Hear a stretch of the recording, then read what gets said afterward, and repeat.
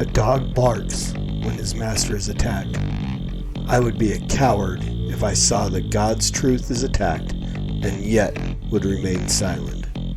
John Calvin. Telling a woman that she can't be an elder is a nonsense rule. If they claim to be in the body, we let them have it. Donald Trump is going to win in 2020 by an absolute landslide. Heretics Christianizing the American dream. I said that you, that many LDS folks and I love the same Jesus. I still believe that. Sowing is a blessing from God to make you rich. Treating Jesus like a lottery ticket. The Lord spoke to my heart. Been very few times I've ever heard God be this articulate with me. And I'm telling you word for word, these words came into my heart. I'm not asking you with me. I'm asking you to brush your hair. We'll do sharply. That's what God commanded. 2 Timothy 4:3 says, "For the time is coming when people will not endure sound teaching, but having itching ears, they will accumulate for themselves teachers to suit their own passions." Hey everybody, welcome back to the False Teacher of the Week, episode 89, I believe. I'm your host, Norm the Master's Dog Dunham, aka the Evangelical Norm. False Teacher of the Week is a podcast that was born out of the Master's Dog podcast. This segment came from the old introduction video I did, which was 2.5 minutes of false teachers, these people who tickle itching ears, set to, it was 2 minutes of videos and pictures of false teachers set to a really cool song called No Compromise by Result, used by permission. Thank you, Result.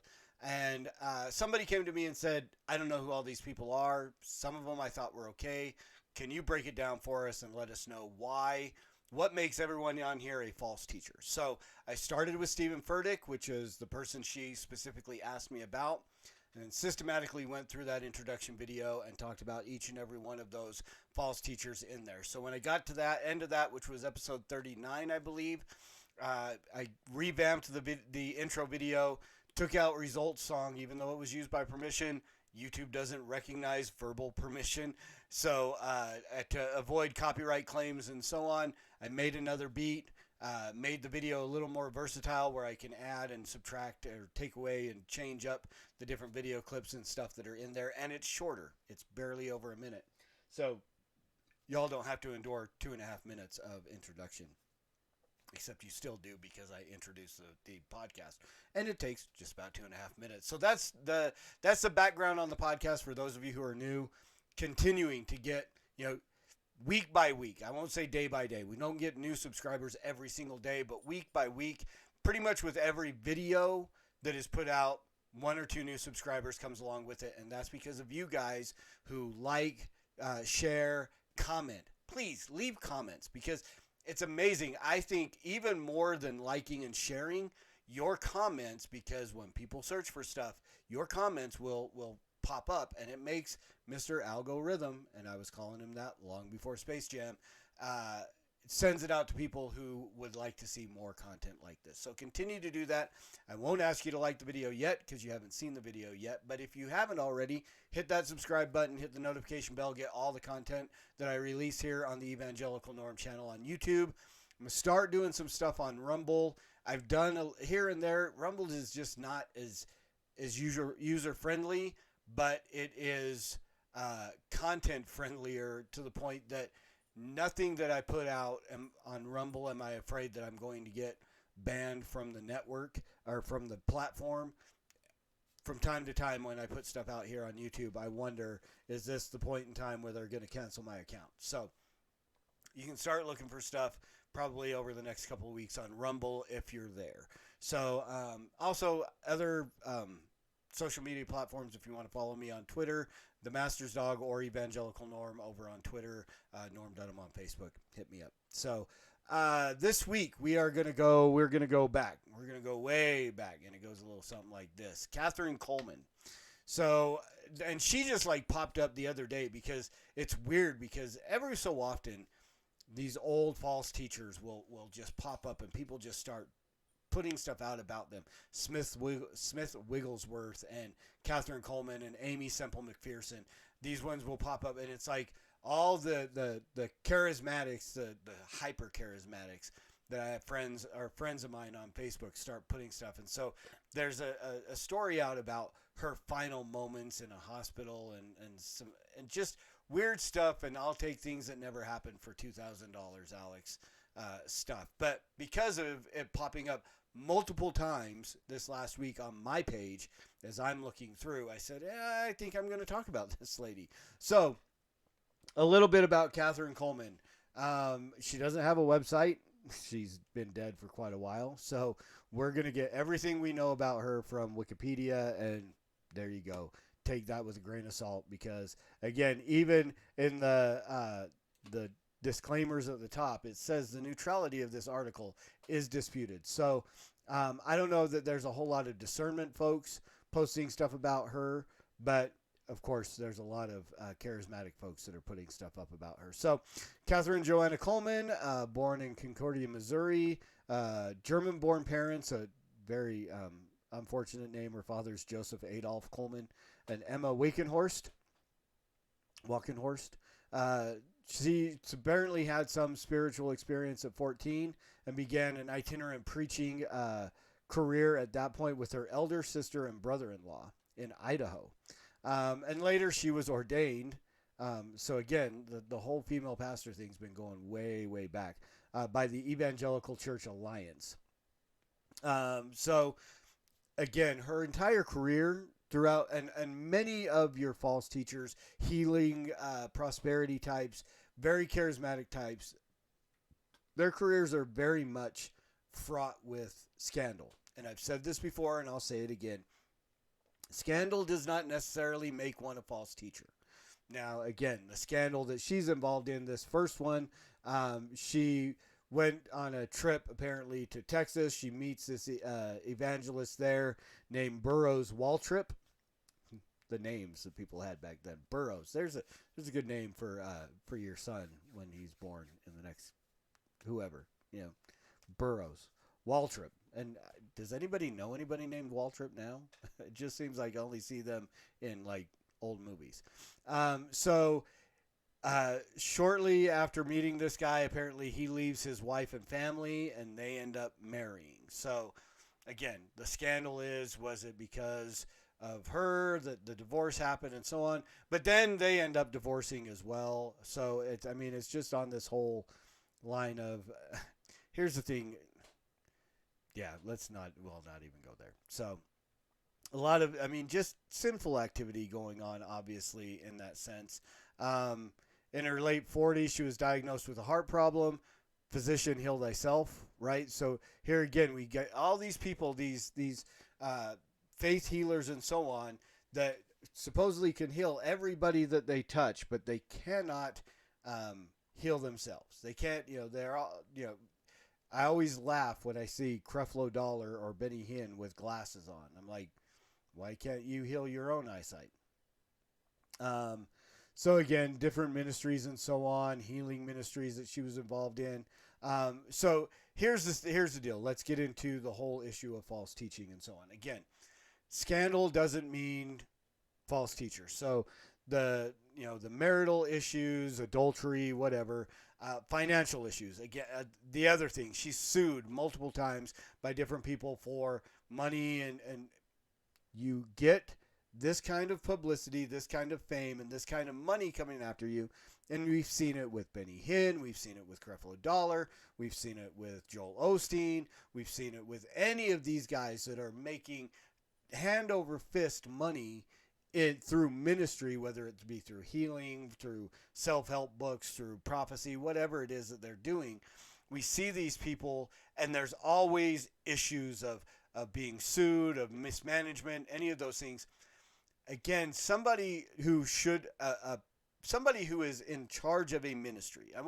Not every pastor is going to be, we have Timothy and Titus gives us, qualifications of an elder. And I'm trying to think off the top of my head if money management is something that is in there, but being above reproach is something that is in there. And I think that comes into play with money management.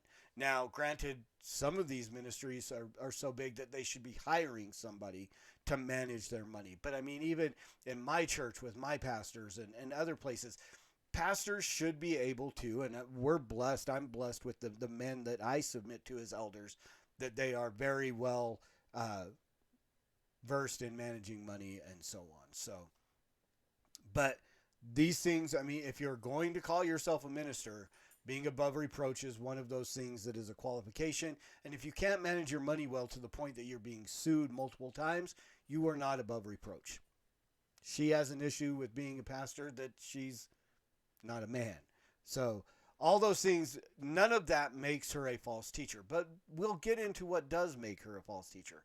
False prophecies, and I would even say false healing. So in 1967, a doctor named William Nolan conducted a case study of 23 people who said that they had been cured during one of her services.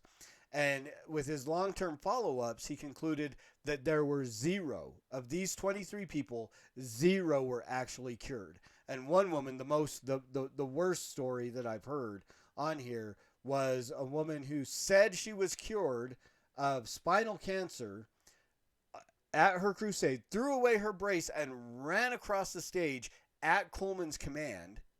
And then the very next day, the woman's spine collapsed and she died 4 months later.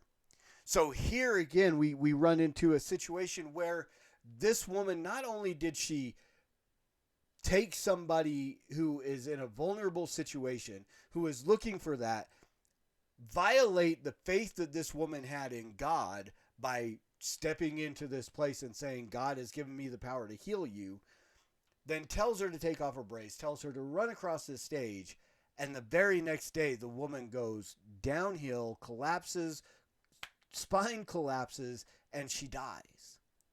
I mean, there should have been some kind of prosecution for this. Again, we talk about abuse in churches and stuff, the SBC stuff that just came out.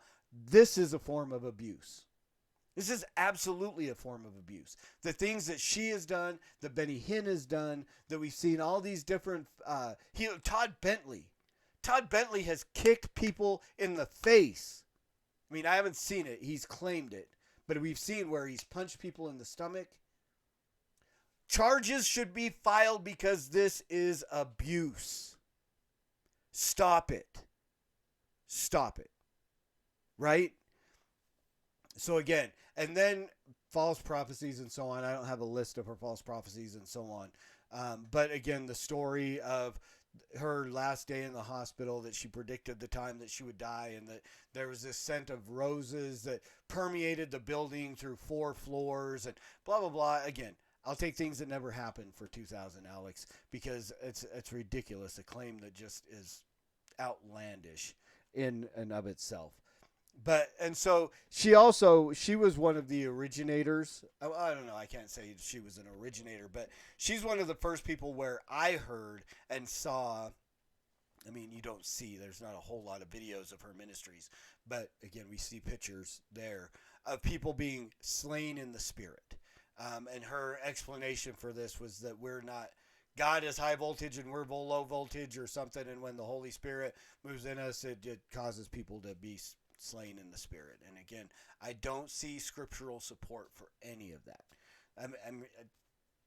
Again, so here are things that are just bad teachings, but false prophecies, false healings, abuse of people who are looking for something that these people cannot get them. That is what makes all of your faith healers a false teacher. Now again, does God heal people? Yes, absolutely yes.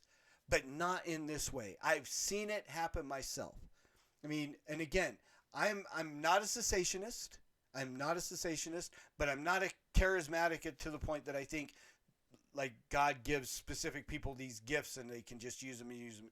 God does give us gifts, and I think there are miraculous gifts that are still at work at times at God's pleasure. The only thing I agree with Mark Driscoll on is that there's a reason they're called miracles and not Wednesday. Right? But I've seen it happen. One story, just before I go, to let you know that I do believe in healing. When I had first become a Christian. And so again, this is one thing that I wanted to, to impress. One of the worst teachings that these people can do, as abusive as it is to tell the person who is not healed that it's because their lack of faith that they were not healed. God can heal without somebody absolutely having any faith. And so, again, I'm going to tell two stories. I'm just going to tell the one because I didn't have a whole lot of faith in this prayer that I prayed. But I'm working at the hospital, University of Utah Hospital, back in 97, 98, I can't remember. One of the ladies that I worked with, LDS woman, comes to me that day, that evening, so we work graveyard shifts. She comes into work. I wanted to say the nurse's name was Tiffany. Little girl, baby girl named Sarah, just less than 8 months old. I don't think she was a year yet. They've got a really high bed, right? And so they're playing with the baby on the bed. Baby rolls off the bed, breaks her leg. I saw, she had x-ray. She had the x-ray with her, all right? Because she's got it in the morning. She's got to leave and go directly to the specialist office. And so she had got the x-ray from earlier that day. She brought it with her. We all looked at it. We saw the break. It's there. The break is there. We see the break. She asks me, and now I'm a fairly new believer.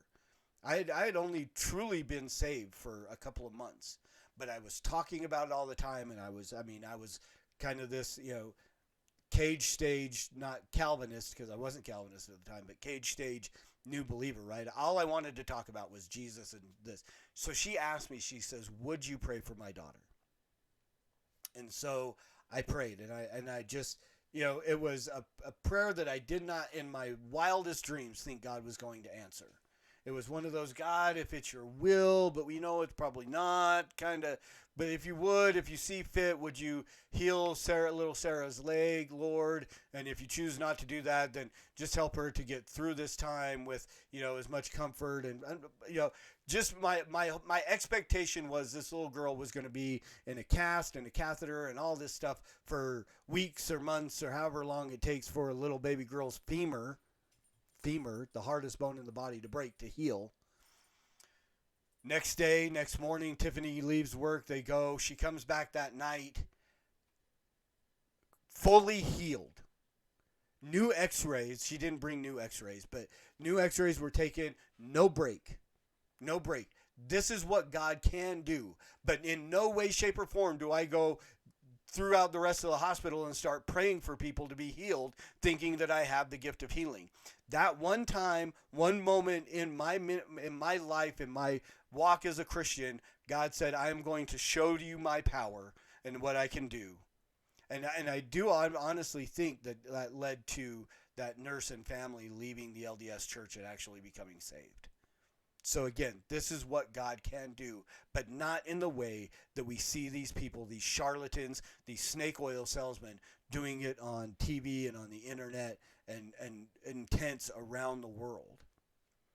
There's abuse going on in those places. There is,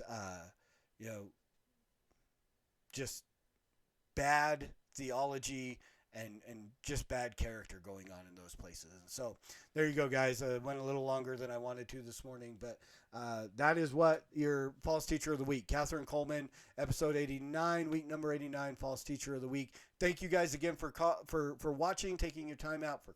I don't know what I'm talking about. Thank you for watching, taking your time out of your day to spend a little time with me. Now is a good time to like the video if you like the video. Share it if you know anybody. If you know anybody who's following these people, send them the video and let them see what we have to say about it. Subscribe, like, comment. If you have anybody, I'm waiting on one person that sent me a name a couple weeks ago, Greg Laurie, which is someone I know, and I don't know. I don't follow him a lot, but I've seen him. I've never seen anything as much as a false teacher, but to that lady, I can't remember who it was that left me that comment. Please, if you can give me some specifics, I will look into it. And if I truly do come to the point where I think he's a false teacher, I'll put him on the episode. But if you have somebody that you think is a false teacher, leave me a comment. I'll investigate. I'll do anything, and we'll move them to the top of the list. if they are a false teacher, and if not, then I'll say, okay, this is why I don't think they're a false teacher, and this is the issue or whatever. May not agree with them, but not a false teacher, not heretical or blasphemous or abusive or any of those things. So leave me those comments, subscribe, like, and as always, preach the gospel at all times. Use words. They're necessary. And until next week, Soli Deo Gloria.